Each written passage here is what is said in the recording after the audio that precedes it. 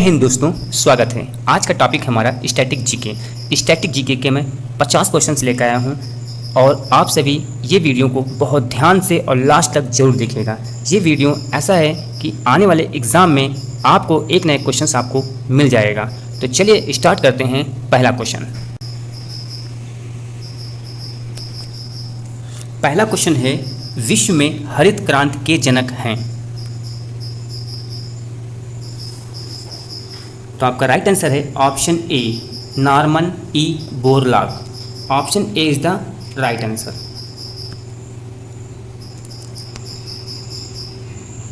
अगला प्रश्न आपका है, भारत में चंदन की लकड़ी के सर्वाधिक वन कहाँ पाए जाते हैं?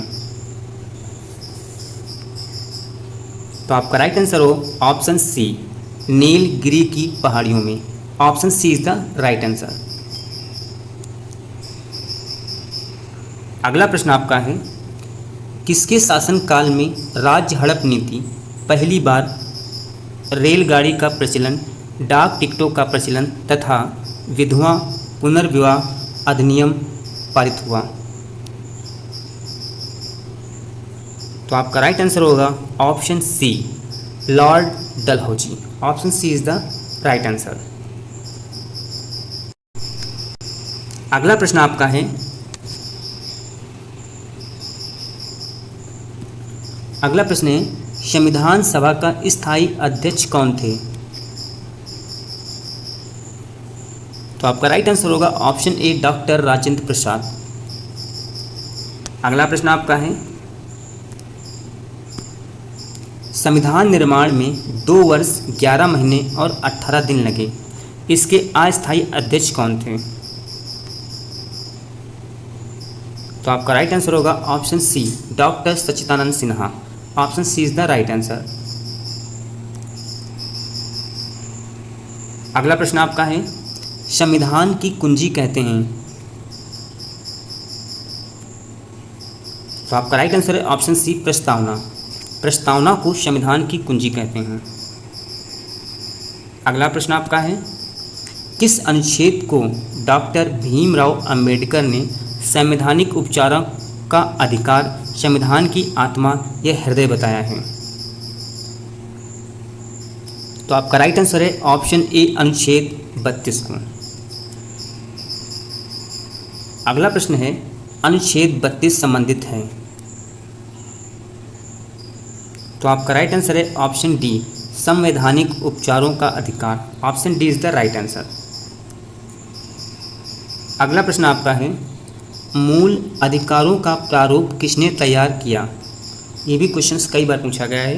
मूल अधिकारों का प्रारूप किसने तैयार किया? तो आपका राइट आंसर रहेगा option A, Pandit Jawaharlal Nehru. Option A is the right answer. जिस प्रश्न का आपको उत्तर पता हो उसे कमेंट बॉक्स में जरूर कमेंट कीजिएगा। अगर वीडियो आपको अच्छी लग रही हो तो चैनल को सब्सक्राइब और लाइक और दोस्तों में भी शेयर कीजिएगा। अगला प्रश्न है, भारत में हरित क्रांति की शुरुआत हुई? तो आपका राइट आंसर होगा ऑप्शन सी, 1966 और 1967 में भारत में हरित क्रांति की शुरुआत हुई।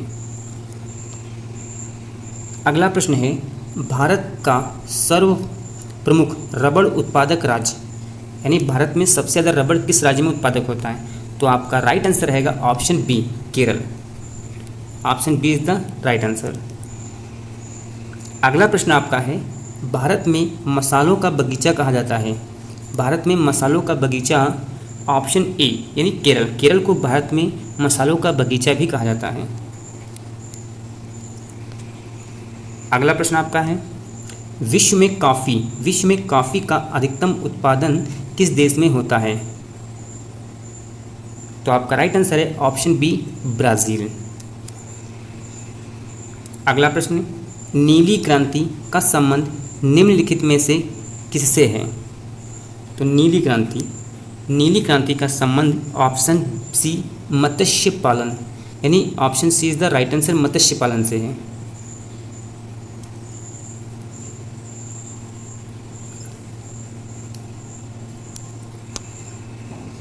अगला प्रश्न है आपका, वर्तमान लोकसभा में निर्वाचित सदस्यों की संख्या है? तो आपका राइट आंसर होगा option C 543। Option C is the right answer. अगला प्रश्न है, राज्यसभा के सदस्यों का कार्यकाल होता है। तो राज्यसभा के सदस्यों का जो कार्यकाल होता है वो होता है डी, यानी 6 वर्ष का होता है। अगला प्रश्न आपका है, सर्वोच्च न्यायालय के न्यायाधीशों की नियुक्ति करता है। तो सर्वोच्च न्यायालय के न्यायाधीशों की जो नियुक्ति है वो भारत के राष्ट्रपति के द्वारा की जाती है। Option D is the right answer. अगला प्रश्न आपका है, जनसंख्या नियंत्रण और परिवार नियोजन का विषय है। जनसंख्या नियंत्रण और परिवार नियोजन का विषय है। तो आपका राइट आंसर होगा ऑप्शन ए समवर्ती सूची। समवर्ती सूची का जनसंख्या नियंत्रण और परिवार नियोजन का विषय है। अगला प्रश्न आपका है, केंद्र सरकार की आय का प्रमुख स्रोत है। तो आपका राइट आंसर होगा ऑप्शन डी उपरोक्त सभी। निगम कर भी है, उपहार कर भी है और आयकर भी है। अगला प्रश्न आपका है, केंद्र सरकार की व्यय की प्रमुख मद है। तो आपका राइट आंसर होगा ऑप्शन डी उपरोक्त सभी हैं। अगला प्रश्न है आपका, निम्नलिखित में से कौन सा प्रत्यक्ष कर है। तो आपका राइट आंसर है ऑप्शन ए आयकर। आयकर जो है प्रत्यक्ष कर है। अगला प्रश्न आपका है, निम्नलिखित में से कौन सा राज्य सरकार का आय का स्रोत नहीं है। तो आपका राइट आंसर होगा ऑप्शन डी। ऑप्शन डी जो है केंद्र का है आय का स्रोत। बाकी व्यापार कर, निबंधन शुल्क, स्टाम्प शुल्क, ये जितने भी हैं ये सब राज्य सरकार के हैं। आयात निर्यात पर लगने वाला शुल्क है। आयात निर्यात पे लगने वाला शुल्क जो है ऑप्शन डी व्यापार कर है। Option D is the right answer. अगला प्रश्न आपका है, विक्रमादित्य के नाम से प्रसिद्ध है। तो आपका राइट आंसर होगा ऑप्शन सी चंद्रगुप्त द्वितीय। वो विक्रमादित्य के नाम से प्रसिद्ध है। चीनी फयान किसके शासन काल में भारत आया था।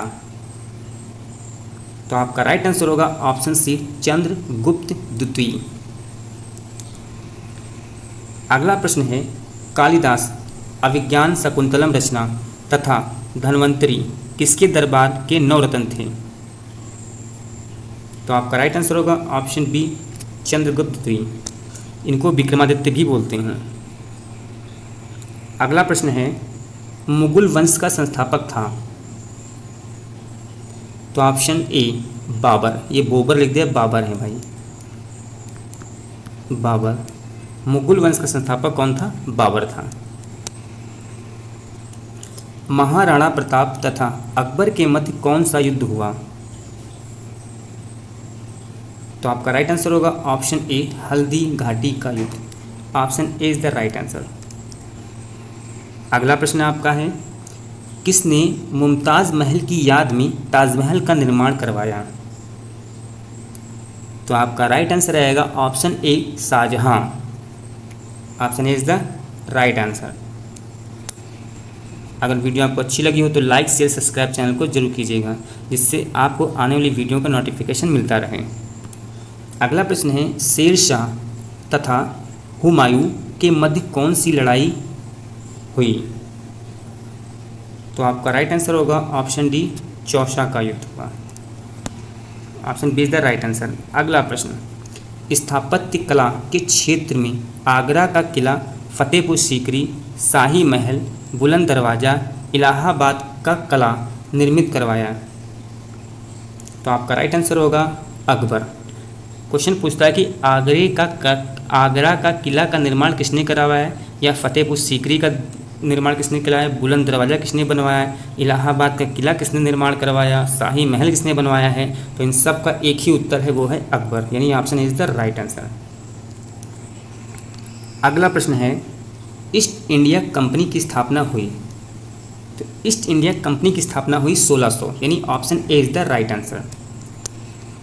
अगला प्रश्न आपका है, सती प्रथा का अंत तथा कलकत्ता में मेडिकल कॉलेज का निर्माण किसने करवाया? तो आपका राइट आंसर होगा option A, Lord William Bentinck. Option A is the right answer. अगला प्रश्न है, देश के पहले लोकसभा अध्यक्ष थे? तो आपका राइट आंसर होगा option A, G.V.. Mavalankar. Option A is the right answer. अगला प्रश्न आपका है, राष्ट्रीय महिला आयोग की स्थापना हुई? राष्ट्रीय महिला आयोग की स्थापना हुई, तो आपका राइट आंसर होगा ऑप्शन बी, 1992 में, यानी 1992 ईस्वी में राष्ट्रीय महिला आयोग की स्थापना हुई थी। अगला प्रश्न आपका है, भारत का संविधान कब अंगीकार हुआ? तो आपका राइट आंसर होगा 26 नवंबर 1949 को भारत का संविधान अंगीकार हुआ। Option A is the right answer है। अब बात करते हैं कुछ महत्वपूर्ण बिंदु। राष्ट्रीय डेयरी विकास बोर्ड स्थित है, तो ये है गुजरात में। भारत में डेयरी रिसर्च सेंटर कहाँ है? डेयरी रिसर्च सेंटर भारत में पूछा है, तो आपका राइट आंसर होगा हरियाणा करनाल। इको मार्क, ये क्या कहता है? Eco mark. इको मार्क किससे संबंधित है? तो यह पर्यावरण सुरक्षा से संबंधित होता है इको मार्क। भारत अर्थ मूवर्स लिमिटेड स्थित है, तो यह है बंगलुरु कर्नाटक में। तीसरी दुनिया से संबंधित है। तीसरी दुनिया क्या संबंधित है? अल्प विकसित देश। जो अल्प विकसित देश होते हैं उन्हें तीसरी दुनिया के नाम से जाना जाता है। अगला है, ऑपरेशन कुटीर ज्योति संबंधित है। ऑपरेशन कुटीर ज्योति, ये भी क्वेश्चन कई बार पूछा गया है कि ऑपरेशन कुटीर ज्योति संबंध किससे है? तो बोलेंगे ग्रामीण विद्युतीकरण से है।